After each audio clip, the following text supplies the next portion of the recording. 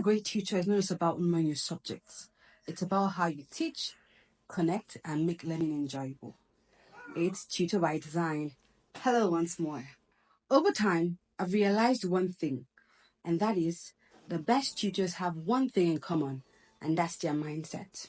I once read a book called The Power of Positive Thinking, and it plays out in our daily life. Your mindset can make or mar you. Here are 4 must-have mindsets for a good tutor. 1. Be patient.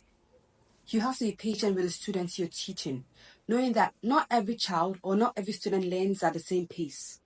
You have to be consistent. Be consistently reinforcing what you're teaching. Be patient with the child. 2.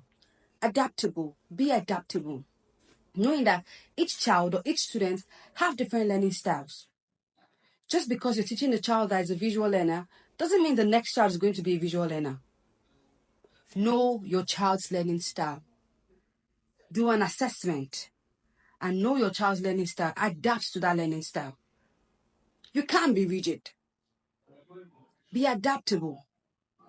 With the rise in technology now, things have been made easier for us. Research and know what works best for you and your child. And adapt.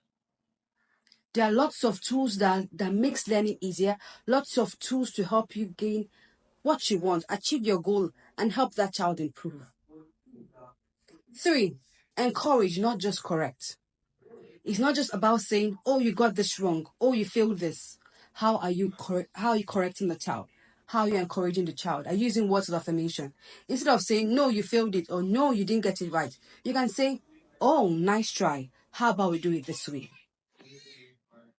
Use words of affirmation, positive words like good job, great job, amazing, nice try. Encourage the child. Affirm the child positively.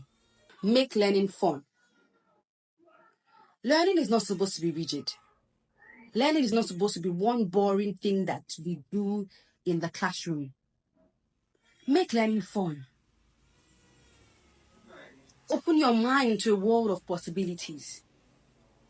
Right now, there are schools that use tech gadgets in the classroom because they're trying to make learning interactive and engaging. Learning is not just whiteboard and marker and you're writing or you're talking. We've moved past that. The world we're living in is a world of technology. There are lots of tools to make life for teachers easier and to make learning engaging. There are lots of AI tools. You could use PowerPoint, you could use worksheets, you could use interactive games, you could use a lot of things.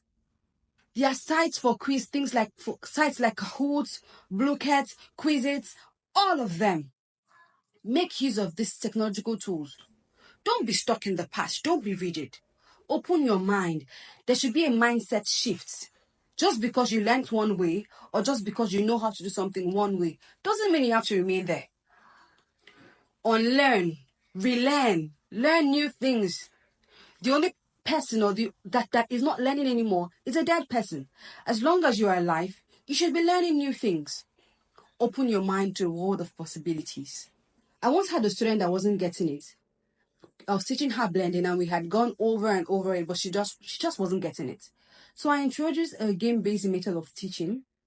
The same thing I wanted to teach her, which was blending 3-letter words. I found an online game where the child has to blend the words and then pick the picture. And she got it. Within the first few times of playing the game, she had gotten it. For her, it was fun, she was excited, but I had achieved my goal, which was teaching her how to blend 3-letter words. So learning is not just a one size shoe fits all. It's not just a one way. There are different ways to teach a particular topic. Find a way that works for your child and for you. How you teach matters just as much as what you teach. So if you're thinking of teaching online or in a classroom, it's important to note that your mindset matters just as much as your knowledge. And I remain Tutor by Design. Bye.